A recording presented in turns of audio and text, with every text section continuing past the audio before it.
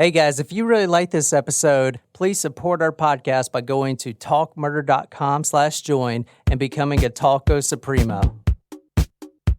Hey John, can you please cover the story of the Servant Girl Annihilator for me? It's similar to the Axeman of New Orleans case, and I think you'll find it deeply intriguing. Sure thing, Cassie. Here we go. A ghastly murder. A stark discovery in the beating heart of Texas. The blood of these butchered and mangled women cry to the heavens for justice. Survivors lie in wait, begging that their death come quickly, spared the beastly and brutal endeavors of this midnight fiend. This midnight assassin.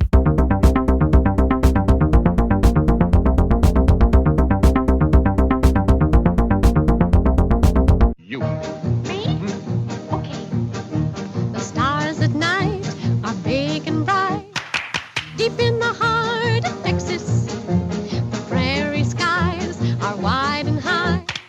Deep in the heart of Texas. All right, guys, that was the very lovely Jane Powell performing Deep in the Heart of Texas. Now, that's in her 1951 musical Rich, Young, and Pretty.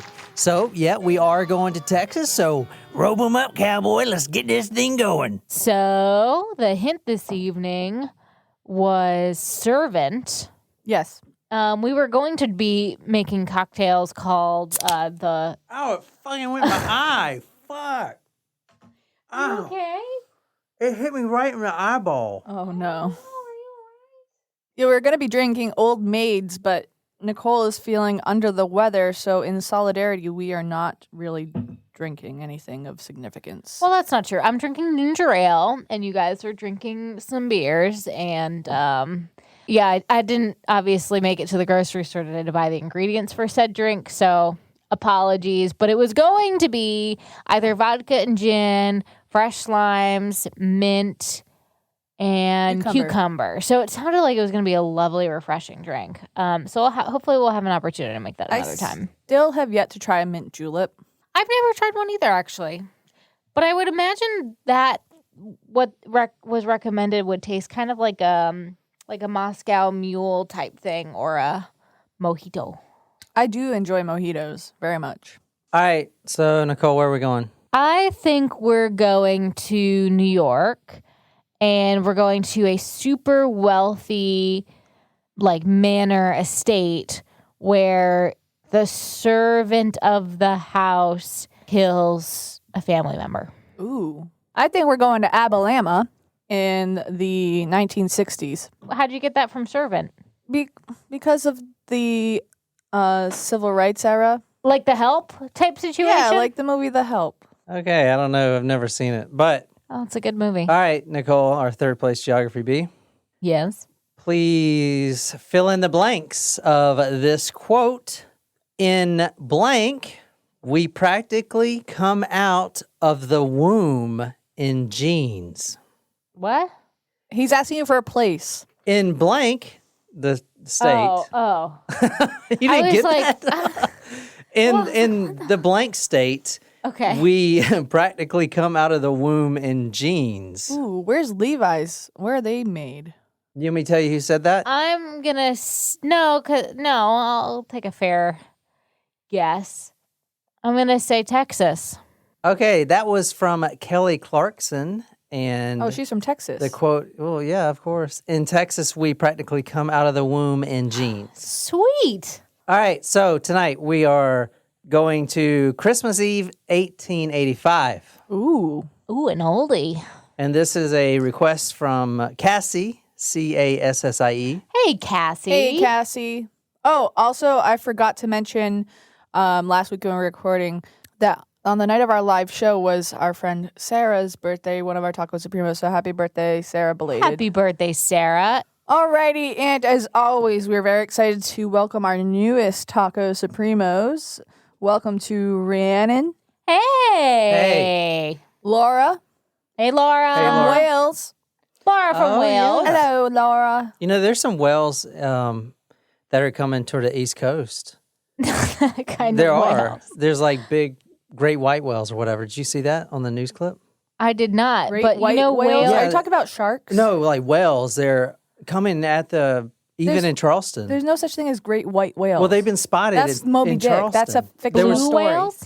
I don't know, big whales. There All was right. there were 2 spotted in That's- Charleston. Well, I like That's whales. cool. I think that's cool. And also to Sandra, welcome. Hey, Sandra. Sandra. That's So- awesome. Thanks, friends. Yeah, thanks, guys. And Nicole has graciously poured John and I shots, probably to make us feel as unwell as she does. I wouldn't wish that upon you guys right now. Well, thank you. Surprise shots, surprise shots. We don't know what they are because they're a surprise. This is like Midori or something. No, Midori is green. Cheers. Cranberry. It was half blackberry, half raspberry. Tasted like mustard. Really? Yeah. How? Did I you don't think know. it tasted like mustard? Now I do. Thanks, Jen. I can taste it now, so thanks a lot for that. Like the brown deli mustard. Really? Yeah. Weird. We're going to December 24th, 1885 in the capital, which is what, Nicole? Of Dallas. Texas. No. Our third place geography bee. Give it one more guess. Austin. There you go. God, really? You would think that Austin's not a very big city in comparison. But that's true. I'll cut that and make you where it's like you said the first time. All right. I don't care. The clock hits midnight, all right? The clock above City Hall hits midnight. I'm going to go into kind of the history of Austin in a little bit. Keep Austin weird. Did you know Whole Foods started in Austin? No, I didn't. Our friend Haley lives in Austin. Hey, Haley. Hey, Haley. Hey, Haley. The clock hits midnight above the City Hall in Austin, Texas. It's after midnight, but there's massive parties going on. Well, it's Because Christmas Eve. yeah, it's Is it Christmas Eve going into Christmas? Yeah, exactly. So there's parties everywhere. But back then, there was no entertainment like TV or anything. So you Yeah, could I wonder hear, what parties looked like back then. Well, you could hear things going on outside of your house. It's not like they were inside listening to the podcast or anything. You know what I'm saying? The sound of a horse gallops at full speed down the street. Wait. Yeah, there you go. A night watchman named Alexander Wilkie yells at the top of his lungs as he's going through, literally like Paul Revere. You know how he was like, The British are coming. He's yelling at the top of his lungs, quote, "A woman has been chopped to pieces." Oh, whoa. Yeah. All right. The victim, Susan Hancock, she's a 43-year-old socialite. Now, she's the wife of a very prominent carpenter in Austin. Now, Austin is in Boomville right now. It's booming, and I'm going to go into that in a Oil? little bit. No, not oil. That's a good guess. Cotton. But I'm going to go into that in a little bit. But to be a prominent carpenter means you're very in with society, and you're That's wealthy. interesting. Yeah, because there's a lot of buildings. It's a boom. In fact, Austin is booming right now, too. A lot of people are moving to Austin. It is. It is a booming town. One reporter said, quote, "She was a tender mother and a devoted wife." Alexander Wilkie is riding the horse, yelling and stuff, and he's also saying it's in the home. So she gets murdered inside her own home. Ooh. So they go inside the home. Now, her home is situated at the south end of downtown. She is on the floor of her living room and what they called a parlor Yep. back then. I don't know if they still call that now, do they?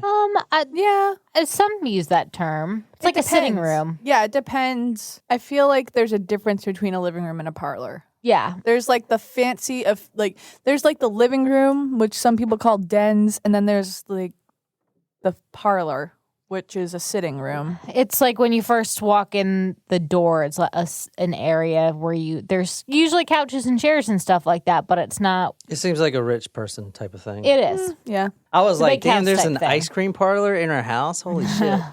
That is what first comes to mind. Yes. Yeah. All right. So she's on the floor in her parlor, and she's actually laid out on a quilt. Now, she has 2 deep wounds in her head that the physician and the police and literally all the spectators, the entire town from their parties rushed over. So you've got the entire town in this house. There's a bloody axe laying right beside her. Now, I'm going to go over the autopsy in a second. Now, this is an axe attack. Well, the guy writing said she was chopped to pieces. Was he exaggerating a little bit? No, but this is what people first noticed. I'm going to get into the autopsy report in a second. All right. She had one blow so deep that it hit her cheekbone. The second blow was between her left ear and eye. And that blow was actually so powerful from the axe that it fragmented her skull and it shot pieces inside of her brain. Ew. She was barely alive, but she was alive. Oh my God. Yeah, well, she I was wasn't alive. expecting that. Now, she was also oozing blood from her right ear. And That can't that's be really good. important. That's not because of the axe attack. That's something else that I'm going to get to later. Her brain was rattled so much. I'm gonna get to that later. The doctor quickly gave her several shots of morphine. Her mouth was barely hanging open, so they took a bottle of brandy and they poured it in her mouth to try to get her to swallow it, and she wouldn't swallow it. I guess that was the medicine back then. Well, Pretty much. something on hand to ease her pain.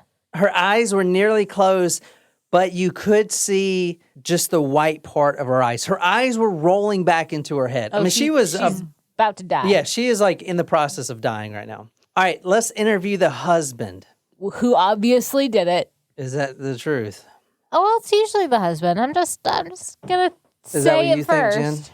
I'm refraining from commenting until I have more details. The wife goes Christmas shopping. This is before the murder. I need to go Christmas shopping. The two daughters went to a Christmas party and a neighbor escorted them. They actually returned home at 11 p.m. Okay. On Christmas Eve? Yeah, on Christmas Eve. Oh, This is way a to few leave hours. it till the last minute, bro. Yeah. This is about an hour before the murder. The husband and wife goes to bed. They actually shared a piece of cake, what he said. All right. Seems kind of sketchy. And they went to bed in adjoining rooms. So they're not actually sleeping in the same room. Well, they didn't back then, usually. I know. I'm trying to make you think it's the husband. Oh. All right. They go to bed in their adjoining rooms around 10 p.m. Now, around midnight, Mr. Hancock, the husband, says he hears a noise. And he walks into the wife's room, and the trunk is open. You know, the bed trunk with, the trunk you put by your bed? Yeah, at the foot of your bed, usually? Yeah. Clothes were scattered everywhere. Blood was on the windowsill of the room. But there On was the no wife in there. Interior or exterior? of the window? Interior. But there was no wife there. So his wife was missing when he first went into the room. He follows the trail going outside. There his wife was laid out in the middle of the yard. He then claims to police that he saw a, quote, shadowy figure jump the fence and run, in which he took a heavy rock, and chunked it at him, but he missed and the guy got away. Huh. Well, a shadowy figure is awfully convenient. There you go. Read that, Miss Convenient. By the death of Mrs. Hancock, I guess she died. By the death of Mrs. Hancock, 8 victims are counted of the heartless fiends who prowl around at night, filled only with thoughts of murder and other crimes. The blood of these butchered and mangled women cries to heaven for vengeance. An outraged community calls for the enforcement of law. Determined officers, backed by good citizens, swear the law shall be enforced. Ooh, so it's like a gang of angry fiends. Not friends, Yeah. fiends. That was from the Austin American Standard, 30th December, 1885. Let's get to the autopsy report, shall we? She actually had 3 head wounds. Now, this is pulled straight from the autopsy report from 1885. 3 head wounds, one cutting through the upper part of the left ear, through the soft tissues and fracturing the squamous, which I looked that up. It's like a thin... Squamous, isn't that a type of skin cell? Yeah, it's a skin cell, yeah, but it's like the thin layer overcoat of your skull. Ugh. Portion of the left temporal bone for about 1 inch. 1 inch gash right in her head. One wound was about 1 inch above and to the left of her left eye, like I said earlier, making an external wound about 1 1/2 inches long in a horizontal direction. So that wound I told you that cracked her jawbone, the guy that took the axe actually I don't know if it was the first or second swing, but he like swung it like a damn baseball, and it cut her right between the left eye and just basically just shattered her entire jawbone. Ooh. I mean, with a lot of force. The second hit actually fractured the skull and forced a bunch of skull fragments into the quote from the newspaper, the brain substance. So he hit her hard as shit. Yeah. All right, so she's dead. Let's go on. Austin, Texas. I'm going to go through the little history right quick. In 1821, Stone Cold Stephen Austin. No Yeah. wrestling fans? No, I got it, but Okay. I was confused because you said 1821. 1821, Stephen Austin, Stone Cold Stephen Austin. He founded Austin, Texas. Now, why am I saying this? Because at the time, Austin... I didn't know that had actual historical significance. Well, Steve Austin is the name of the wrestler, Stone Cold Steve Austin. yeah, I know. I didn't realize he got it from that. The first thing I want to be done is to get that piece of crap out of my ring. You sit there and you thump your Bible and you say your prayers, and it didn't get you anywhere. Talk about your Psalms, talk about John 3:16. Austin 3:16 says I just whipped your ass. I just thought that was actually his name. I don't It know. is his name. Is What he do you mean? related? No, he's not related, but his dad named him Is he that, from apparently. Austin? I don't damn know. I don't watch I'm wrestling. fascinated. Holy shit. We should All look right. it up. Stephen Austin, not the wrestler, but the guy that's been dead for 200 years. Stephen Austin was granted an impresario, which was a Mexican term for like a land grant. Now, basically, at the time, Texas was owned by Mexico. A little bit about this. The Mexican government gave him a grant to form Austin, Texas, which it was nothing but nothing at the time. Okay. Tumbleweeds, nothing. It was just open, vast nothingness. Okay, so he goes there and he gets 300 people, 300 families decide to all move there. I'm just going to basically go over this real quick because it's kind of important. The 300 families move there. Now they start their subsistence farming, corn, stuff like that, just to live. Then they start cash cropping, growing corn. Now they're making some money. Okay, this is over. This is not a very long time in between because this murder right here is in 1885. Austin was formed in 1821. That's a very short time frame. Yeah, and this is going to come and play. This is trying to show you how much of a boomtown it was and why it added to the hysteria of the crimes. Next was cotton. Cotton was huge, just like, everywhere in the South. With cotton, you have to have help in picking the cotton, which is why we brought in slavery, right? But slavery was abolished in 1865, so keep that in mind. From that point, 1821, till today, it has been nothing but a boomtown. Austin is still growing at an exponential rate. And back then, it was crazy. 300 families once moved there. And now this murder, you have a whole city was built in under 50 years. It was crazy. All right, anyway. All right, so I said tonight, this story is for our Tacos Primo. Cassie, this is the story of the, quote, Servant Girl Annihilator. That's his moniker. Annihilator? Annihilator. And he's also called the Midnight Assassin, which is Oh. the book we're reading from, The Midnight Assassin by Skip Hollingsworth. So we're going to be reading a little bit from that tonight. This is a crazy story. Now, from December 1884 in Austin, Texas, to New Year's Eve on December 1885, a crazed maniac stalked Austin in moonlit nights and completely It's only a butchered year? women. For 1 year, he just butchered the shit out of women. Huh. I wonder what There set was- this guy off. There was It's New Year's resolution. the murder I started with was the second to last. That day was the last time he would ever kill. And he actually killed another woman right after that. While everyone was at her house, he's killing someone else. He created a diversion. He would stalk the streets of Austin with axes, knives, long steel rods, and he would literally rip women apart. Yeah. A quote from the New York World said, "A killer who gives to history a new story of crime." I thought you were going to say a killer who gives 0 Fs because sounds like that. The moniker Servant Girl. So he's targeting servant girls. But this one Not that you slaves. just shared, The one I just shared was a socialite. so he's targeting servant girls, not slaves. Yeah, because Well, slavery was banned in 1865. yeah, but they still had servant girls. So kind of like here in Charleston, when you got a house, and then at the back of the house you got basically a guest house or a kitchen, what they used to be. So these servant They're hired girls, help. They're like kind of hired help. They yeah, have a so place to stay and stuff like that. well, yeah, they get a place to stay, they get to raise their kids there, and they cook, and they're basically paid slaves. Is what they were. So in this particular case, aside from the socialite who was killed that you went over, were they African American females? Yeah, most of them. Besides the last one, she was white, and there were attacks on German immigrants too. Interesting. Okay. German and from other countries too that are servant girls. He started with servant girls. All right, one citizen suggested that every woman in Austin be given a large guard dog.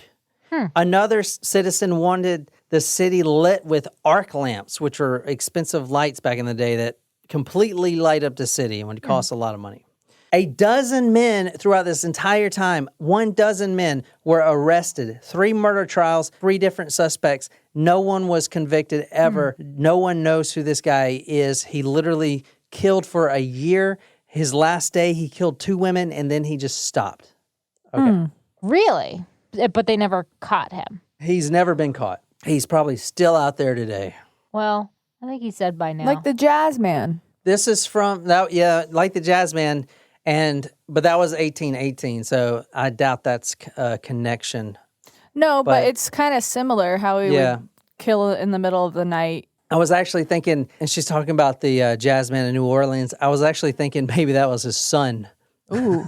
Oh, that would have been a twist. So anyway, go ahead and read this. This is from the book The Midnight Assassin by Skip Hollingsworth. As the journalist once wrote, it is a story worthy of Edgar Allan Poe, a multi-layered Gothic saga of madness and intrigue, panic and paranoia, beautiful women and baying bloodhounds, and flabbergasting plot twists and sensational courtroom drama. Okay, so this is a newspaper clipping right here that I found from the Austin Standard. The title in huge letters, Bloody Work, A Fearful Midnight Murder on West Pecan, Mystery and Crime, a color woman killed outright and her lover almost done for. December 1884 through April 1885 is where I'm taking us right now. Okay. We're going to go over the first murder that he's committed, or she, nobody knows. And this actually happened around December a year prior. So it was a 1 year, as I said. Now, we're at the home of Mr. W.K. Hall. He was an insurance man. He lived at 901 West Pecan. So his cook, his servant girl, she lived out back just like all the other servant girls. And she would cook all day, clean, do laundry. I mean, it was an all-day affair. These servant girls would work Monday through Saturday. Usually they would get Sunday off so they can go to their church. But they would work all day. They'd wake up at 4 a.m. At 8 p.m., they would, after the dinner and then cleaning the dishes, and then they would take the scraps from the dinner from what has not been eaten, and they would eat that themselves, and they would give it to their young children. That's how it worked. Wow. Yeah. Long day. So it's basically slavery. Now, Molly Smith, she was only there for about a month. She was the family cook. Now, Walter Spencer was her husband. They were living together. After midnight, very late at night, on December 30th, Walter Spencer, the husband, beats on the front door, okay, of the main house. And Mr. Hall comes to the door, and this is what Walter Spencer says, quote, "Mr. Tom, for God's sake, do something to help me. Somebody has nearly killed me." And his entire head was spurting blood everywhere, all down everywhere. He was hit with an axe. Oof. Okay. His wife, Molly, was completely gone. They both go outside and kind of survey the area. Now, they did find a trail of blood. Quote from the Austin Standard, "A distinct trail on the ground leading to her door showed where an inhumane fiend had dragged her." So basically, they saw at night with their gas lamps, they had gas lamps, they saw, and it probably wasn't red because it's at night, but it's like thick it's like a drag mark of blood Ooh. going all the way out to the shed out back, right? She was completely nude. They first saw a night dress and they knew it was her. And she was completely nude. And then they saw her legs and they were, quote, grotesquely bent. Ooh. Was she alive when they got to her? No, she was dead. They walked into her room. The furniture was all knocked over. Blood dripped off one side of the bed, and it was so much blood that it formed a puddle dripping off the bed and forming its own puddle. Wow. A blood-stained axe was on the foot of the bed. There was a bloody handprint on the wall of the door leading to the backyard. Now, there was no fingerprint analysis back in the day. Now, I did read in one paper where it was becoming known that the fingerprints were unique, and I saw in one paper where they were basically like, someone should make something of this type of thing. You know what I'm saying? Kind of cool. The trail of blood led 50 feet out to the outhouse. Molly Smith laid on her back. Stark dead, a ghastly object to behold. A horrible hole in the side of her head told the tale. The reason she had not been discovered earlier was that she lay immediately behind a small outhouse, and no one thought of looking for her there. From the outhouse to the room where she slept was about 50 steps, so the unfortunate victim of the brutal attack had been dragged to the spot where her dead body was found. All the circumstances go to show that the murder was committed in the room where the two were sleeping. So the husband was actually in there sleeping when this happened, and he got hit. Molly Smith was on her back. Her head had been nearly split in two, and she had been stabbed repeatedly in the chest and her abdomen. Some of the gashes were deep enough to expose her organs. Her legs and arms were also slashed. Blood was everywhere, bright red lung blood and nearly black gut blood. Ew. So much blood was around her, filling up the ruts in the alley, that she seemed to be floating in a pool of it. Molly Smith had been completely ripped open like a calf at a slaughterhouse. Oh. All right, now bloodhounds were used, but they weren't very good bloodhounds, apparently, because all of these murders, they could not pick up any scent whatsoever. Plus, you have all the townfolk trampling over everything, confusing everyone. Yeah, not much of a contained crime scene. Now, I do want to take a short little sidetrack here, because I found something very interesting that you guys would like. When the servant girls die, right, and they're African-American, they get a black undertaker to come carry out the body. A black undertaker in that time wasn't allowed to carry out a white person's body. Okay, that was just the time back then. So, and a really interesting note is when the black undertaker would get in and see a body, not just Molly Smith, but anybody, they would always whisper phrases, kind of like inspiring phrases, sort of like, "Here you come, my child. Come meet Jesus, my child." Aww. Isn't that kind of crazy? That's really, Yeah, I don't know, they were known sweet to and do sad. that, yeah. However, Molly Smith, as one newspaper reported, quote, when she was being picked up, quote, "The body did not hold together." Oh. So she was literally hacked in pieces. Oh. Or her body just like kind of fell apart when you tried to pick her up. The death happened between 10 o'clock and 3 o'clock a.m. on the night of December 30th. And she actually died. Cause of death was a broken skull. That's what the coroner's inquest would say. So this was the first murder. Number one, the husband was there in the room. Okay? It's like he had no plan. He just wanted to get in there and do something. Yeah, exactly. He didn't kill the husband. He just basically hit him over the head and then...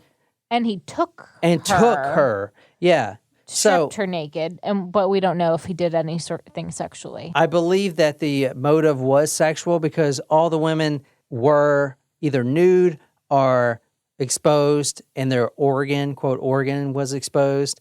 But I don't know why they didn't, because they can tell if there's semen there, even though most of the women had husbands that they lived with. I feel like they could have easily saw if she was raped or not. You know what I'm saying? I don't know. Maybe. But I saw in no paper where it said for a fact that that these women were sexually assaulted. But it's pretty obvious that they were. Did the survivors have any? No, there's a lot of survivors, and no one could tell for sure if it was a black man or a white man. Huh. Okay? Because he would basically sneak in under the cover of darkness and immediately hit the man, and then immediately start on the woman. So So and he would always drag him out to a certain location. So in all, or the majority of the time, maybe not all the time, there was a sleeping husband sleeping next to the woman? At first, yeah. And that's why I'm thinking that he didn't know what he was doing. He's just getting into it. So he didn't study his people well, maybe. Maybe he didn't realize that there was a husband there, until it was too late. Yeah. Maybe he would have selected differently, but he's just being reckless. Yeah. Well, I mean, it's his first time. Servant house is just if it was his first time, then it makes sense. Now, just like in the Savannah case that we did, the Gribble House murders, the same thing. The first suspects would be African Americans. The newspaper actually referred to them as, quote, bad blacks. Okay, so within this whole story, as I was researching, everyone that was arrested was African American, even though none of the witnesses could tell if it was a white man or a black man. Okay, and some of the most racist things you've ever heard of. Oh, I'm sure. Just like it was in the bad. Savannah case. Oh, yeah.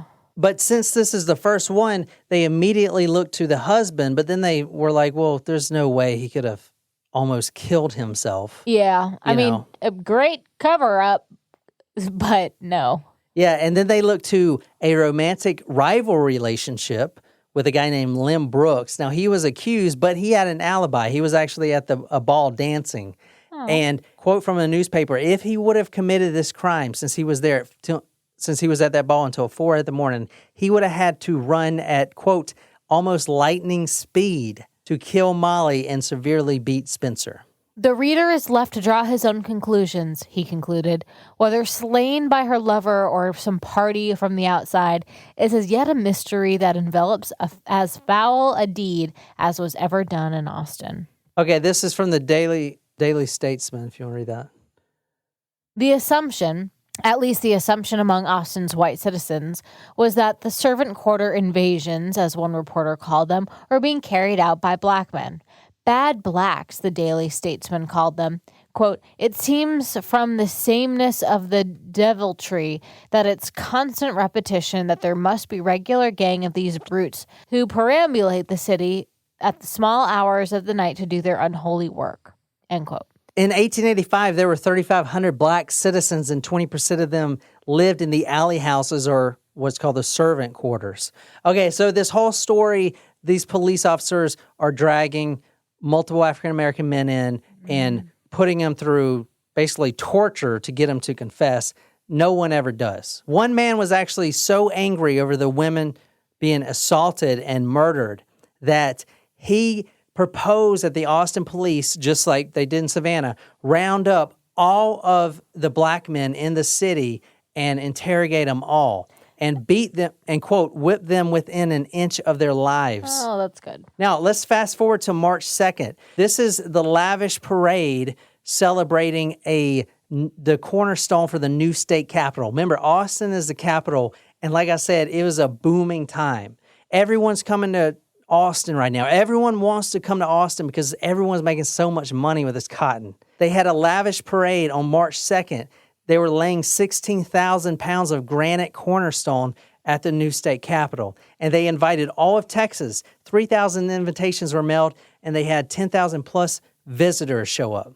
The reason I say that is because it seems like anytime there's a really big event or a lot going on, this guy seems to come out and do this stuff, which makes me think he may not even have been a Texan to begin with. 1 week later, a young servant woman woke up to see a man standing over top of her.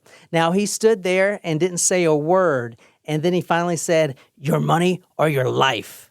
She was beaten over the head really hard, but the homeowner actually heard screams and the man fled. She lived. Wow. 4 nights later, multiple servant girls reported the doorknobs of their servant quarters were violently shook as someone was trying to break in. And in multiple cases, the homeowner came out and started yelling and saw the shadowy figure run. Around this time, and after the murder of Molly Smith, the citizens are demanding justice to be done. The police force was very scarce. I think there was only 12 individuals. And from what I read, most of the police weren't even that good.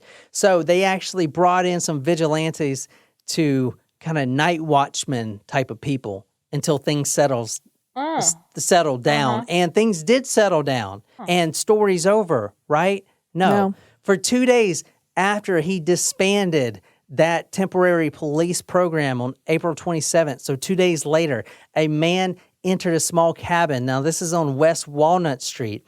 He grabbed a German servant woman in bed, threw her on the floor, beat her a little bit, and then completely disappeared. And this is after they disbanded, so they think everything is okay. So it makes me think that he knows what's going on in the town as well. Because they probably wouldn't make it on. I mean, maybe they did because they didn't think about it, but maybe they announced oh, everything's good now. The temporary police program was actually friends of like the police and the mayor and stuff like that, just people that wanted to earn an extra $2 a night and basically spend the nights away from their wives.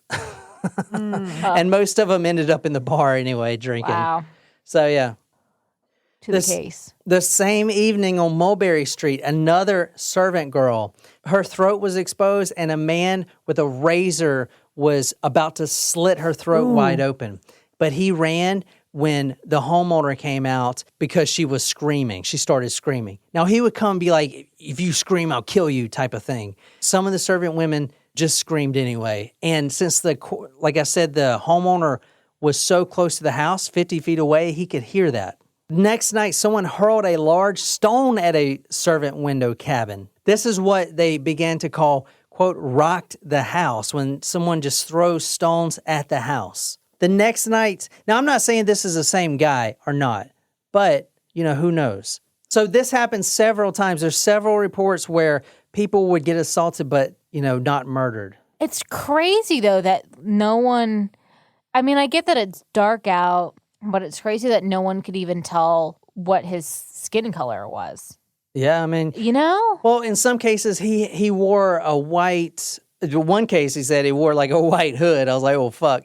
But, a lot of cases, he wore like something white over his face, like a big bandana or something. Okay. And one report actually said it looked like he was a white man, but he had painted his face black, like with charcoal or whatever. Oh, interesting. Let's go to May 6th. This is Eliza Shelley, 31-year-old servant girl. She does her chores all day, 4 a.m. to 8 p.m., just like I said. She has 2 boys, which she would feed them scraps around dinner time. Now, she and both of her children climb into the same bed. Let's fast forward to the next morning around 6 a.m. Dr. Johnson, the homeowner, the one who employed her as a cook, wakes up when his wife heard Eliza's small children screaming, quote, crying and hallooing at a fearful rate. Dr. Johnson returned from the market, spoke to his wife, walked out to the cabin, and he opened the door. In a corner of the room were Eliza's 3 boys huddled together.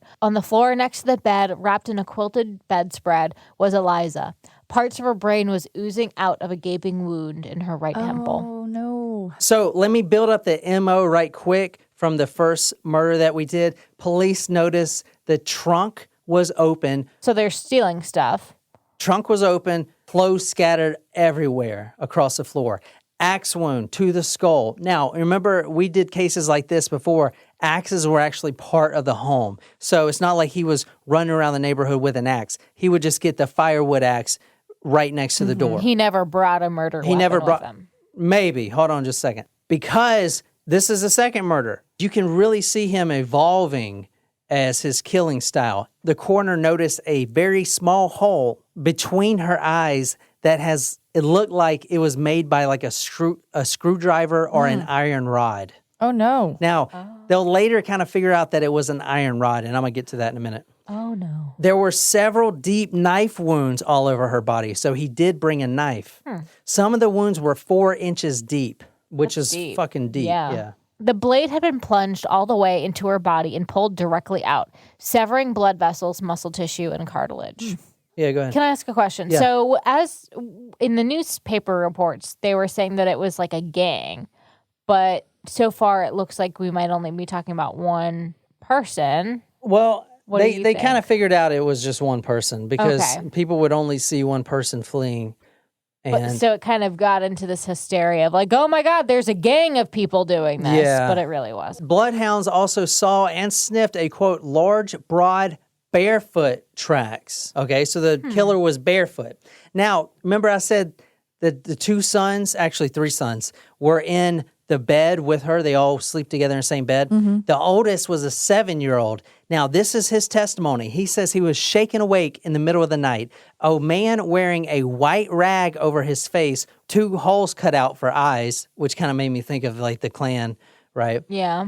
He thought he was white, but he couldn't be sure. He asked the mother where she kept her money, and then he ordered him to put his head under the pillow, which he did, and then he went to sleep. The man actually told him that he was on his way to St. Louis for the next morning to get on the first train, which may have been just something to throw him off. Who knows? So these are 3 headlines that I pulled from various newspapers about this murder, if you want to read them.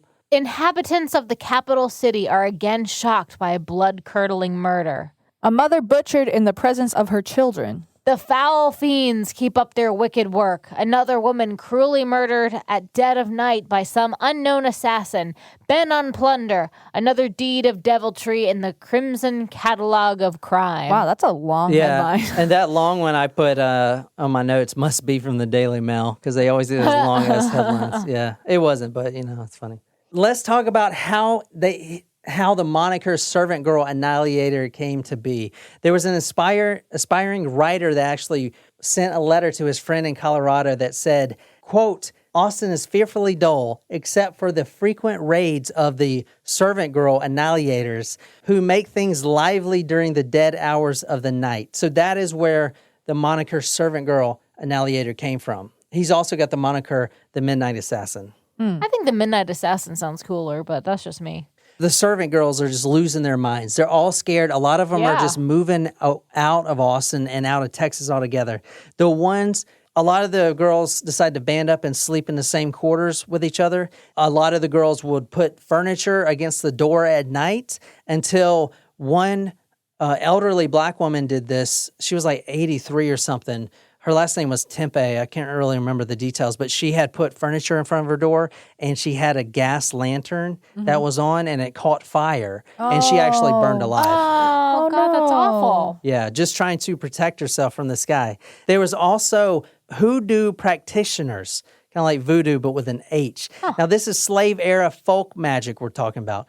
They would go and give all these girls this little powder to put right at the threshold of their door to keep the evil spirits out, because they believe it was an actual man. It was some kind of evil demon, So they were all religious back then. Yeah. Even some of these hoodoo practitioners took black cats and put them in a big pot, a witch's brew, and boiled them alive. They boiled these black cats alive. Oh, my God. And took the bones of the cats and made a necklace, and the servant girls would wear the necklaces of the cat bones. Oh, for protection. Well, that's a new one. Yeah.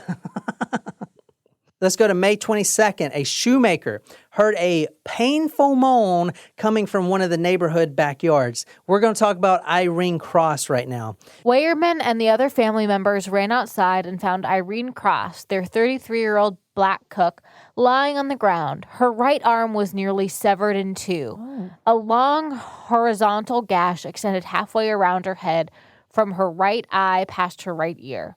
It looked as if someone had tried to scalp her. Oh. So this is the third murder that we're talking about right now. So let's go quickly through how the MO is evolving. Molly Smith, the first one, right?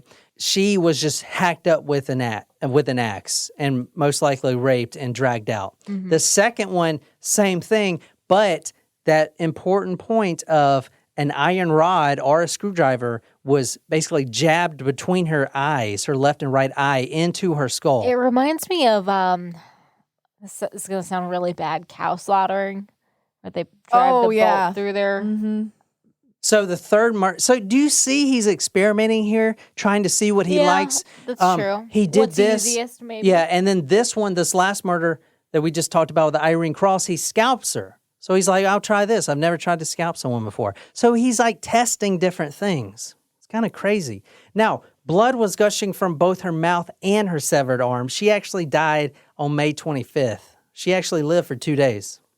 12-year-old nephew who lived with her saw a shadowy figure coming through the door, and he ordered him not to scream. He couldn't tell if it was a white or black man. He's always shadowy, though. Yeah. Let's talk about some theories from the townsfolk and some of the speculators. What do you guys think a theory is? You think it's just a crazy maniac? Because these guys are very creative. Well, I think it's a racist. Maybe it's a racist white man. But what about the last murder I talked about? He killed that prominent white woman. Maybe the white woman was pro African American or something. Okay, treated her servants really well or something. I don't know. All right. One of the theories out there was there were cavemen, not actual like Geico cavemen, but, quote, a band of outlaws who lived in caves on the Colorado River and would swoop in at night. Because remember I said there were teams of detectives and night watchmen who were undercover scouring the streets, and they could never find this guy. So they thought this guy lived in a cave and would only come out at night. But what's the point of that then? That's so senseless. I mean, this is pretty senseless murders. I know. Okay, and my favorite theory out there, which is probably correct, was it was a chain gang, escaped convicts, right, that had escaped the penitentiary system, whose leader was, quote, infected with a venereal disease from a servant girl, and now he's seeking his revenge. I like that theory. Interesting. That makes sense. But it does make sense, I though. find it hard to believe that it's meant multiple people. But this theory, after this venereal disease theory came out, I mean, because they're rounding up suspects every time this happens. And by suspects, I mean all the black people in the town. They make them pull their pants down and check their genitalia to see if they got some sort of venereal disease, STD or wart or something. Like, this is how they would do it. It's fucking awful. Which is crazy because that's just like a theory. That's not based on anything. Granted, they're rounding up people also just because of their skin color, so that makes no sense either. I don't think it is necessarily a gang of people, but I think that could be a motive from whoever is committing these crimes. Someone that, especially if it's a white male, maybe he's from a prominent household and he was having an affair with his servant girl and gave him a venereal disease, and that's why. Or maybe the venereal thing doesn't have anything to do with it, but it could be still related to that, and he's just angry because maybe she cheated on him or something. All right, let's kill somebody else. All right, Rebecca Ramey. Now, she lives with her 11-year-old daughter, Mary. Now, they were sleeping in the quarters, in fact, the kitchen is what they called it, like all the other women. Now, she was 200 pounds and about 40 years old, so she was kind of big, husky. A man had snuck in with a club that on the end of the club was filled with sand and bits of lead to make it really heavy. Oh. And Rebecca was hit over the head. Her jaw was instantly broken and her forehead completely caved in. But she was alive, and her 11-year-old daughter was the one that was gone. Yeah. So he's changing things up again. They did find her out in the tool shed. If you want to read this, Nicole. I carried the light, and Mr. Weed pushed the door of the outhouse open with the barrel of his gun. Jacada would later say, we saw the girl lying on the floor, as I supposed, dead. Mary, however, was not dead. Not yet. Her eyes were partly open, dazed, peering up at the two men with no expression at all. Blood was trickling out of her ears and the blood bubbles coming out of her nose. All right, so what happened? Someone came in quietly and smashed the mother right over her head, grabbed Mary with one hand over her mouth, what they were thinking, so she wouldn't make a noise, and carried her to the tool shed. Then all right, this is crazy. Remember when I said the first murder, the murderer had used that iron rod to go straight between the eyes and into the brain? Yep. Okay. On this particular murder, he took that long iron rod that he carried with him. Like, she's on her back, right? He takes her head and puts her left ear on the floor. Okay, so her right ear is up. Then he takes that iron rod and he jams it as hard as he can into the right ear, and it goes through the brain. Then he turns her head and pulls out the iron rod, turns her head, and does the other side as hard as he can. Basically, what he did was lobotomize her. He basically destroyed her brain with an iron rod, and then, he vanished after whatever he did. He's getting more cruel What? He is. Yeah, fuck yeah. That's awful. Oh my goodness. That's rough. That's one of the most brutal tactics we've heard of. The citizens are overcome with terror, not now at the bold, daring desperado in the open street, but at sneaking midnight prowlers seeking opportunity to outrage the unprotected and to shed the blood of the innocent. Saturday, September 27th, two black servant women who lived on Rio Grande Street saw a man at the door, quote, "I'll kill you if you open your mouth." They scream and the man fled, which is just telling you girls, if you ever get in a situation, you just better open that mouth and start screaming. That's what I would do. Now, later, W.B. Dunham, which was a Texas court reporter, was sleeping when he heard a noise in his quarter house, which housed several servant women. Remember, they're all teaming up and staying together. Gracie Vance, who lived with her boyfriend, Orange Washington was his name, and Patsy Gibson and a Lucinda Bodie were all staying there. The homeowner heard a groan from outside, and Lucinda Bodie staggered out and met the homeowner at the door because they were attacked. And she says, quote, "Mr. Dunham, we are all dead." Now, Oh, shit. remember, there are 4 people in that house. Patsy Gibson was barely breathing, blood oozing out of her skull. Orange Washington, the male that was there, he was struck dead with an axe. Gracie was completely gone. Now, over the backyard fence, which is about a 4 feet high fence, and into the neighbor's yard, there was a small horse stable. That's where they're going to find Gracie's body. It's interesting. He's not taking his victims when he does take them very far at all. Yeah, I think he's just going to... So it's almost like he's doing this very quickly. So if there is any, because people are hearing the noises or the screams, he manages to take one, possibly assaults them sexually before he vanishes. Yeah, so all the victims, and I'll get to this in the MO in a second, but all the victims were either half naked or fully naked, and their organs, basically their vaginas, were completely exposed. So go ahead, read that. She had been beaten viciously in the face that was mostly a mass of bone and skin and blood. Her head was somewhat off-center, as if knocked from its moorings. Her hair and her nightgown were smeared with blood. Beside her was a brick covered with blood and bits of her face. Ooh. What I forgot to mention earlier from the last 2 previous victims is they were wrapped up tight like a burrito in a bed sheet. Now, that's important because the killer wrapped them up in there.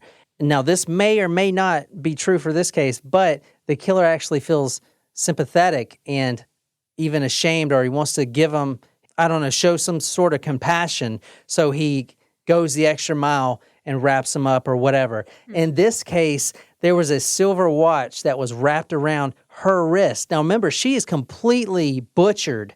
Blood everywhere, but the watch was spotless of blood. So he actually, when he goes into the trunks, he usually grabs that white bed sheet. This time he grabbed a silver watch almost to put on her, like as a memorial type of thing. Yeah. But that's interesting. That makes you question the motive then, because silver now is worth a lot. I'm sure back then it was worth a lot too. Wouldn't you think that if he had access to that, He would just take it and sell it?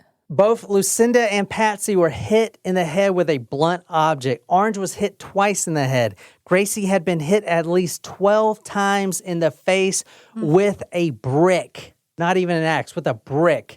The bone behind her nose was shattered, and her whole entire face was pushed in like a crash test dummy. Ugh. One reporter wrote in the newspaper describing how awful it looked as 2 words, quote, "like jelly." Wow. Let me go over the MO right quick. The victims were most likely raped, but no one knows for sure. Very odd and very brutal deaths, okay? The victims were also decorated. That's what I said, with the watch and the bed sheets. They were decorated almost, either the killer felt compassion, and we've seen cases like that before. The Golden State Killer actually did that in a couple cases. Gracie's wristwatch was put on. Victims were also left in full view, kind of like the Black Dahlia, if you think about that. They were full view. I mean, they weren't hid or anything. It was just right out in the open. A lot of them in the yard, the backyard. A witness was left alive at pretty much each murder where there was a witness, right? I mean, he didn't kill everyone. He just basically ran in there and got what he wanted. Okay, read this. This is from the Austin Daily Standard. The fact that this series of crimes is composed of some of the boldest, most startling flagrations in criminal annals, that they have extended over a period of many months, and that the perpetrator has so far not only accomplished his ends but successfully escaped and blinded the police, would seem to indicate that he is a criminal of no mean ability, but one of the most remarkable ghouls known to the death history of any section of the country. Now we're back to where we started.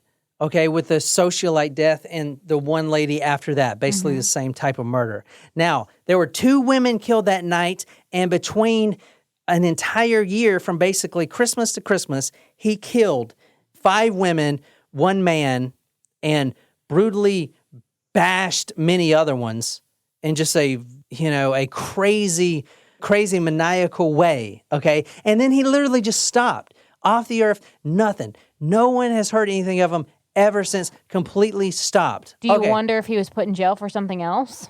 Well, maybe. But maybe he did kill this one. I don't know. I put this one in here because 2 years later, there was another similar murder. And I don't know if it's attributed to him or a copycat or something else. But I'm just going to go over it real quick. But from what they know, the murders that I've already talked about were attributed to him. I'm not sure if this one is or not, but I thought I'd throw it in here as a bonus. The Weekly Standard, this is from 15th of September, 1888. So about 2 years later and some months, 2 years and some change. This woman, her name was Mary Ann Nichols. Now, quote, her head was almost severed from her body and was completely disemboweled. Okay, one witness said that she was lying close to the wall. Her head was actually touching the wall. Her throat was slit open, and other wounds that he said were too shocking to describe. And one more for you. This is from another paper, The Standard. The inquest as to the death of Mary Ann Nichols, whose shockingly mutilated body was found in a gateway in Whitechapel. Now, that is from The Standard, London. That is Jack the Ripper's first murder, okay? A lot of people think this guy crossed the pond and started as Jack the Ripper. Interesting. Mary Ann Nichols was the first victim of Jack the Ripper, and it happened about 2 years later in London.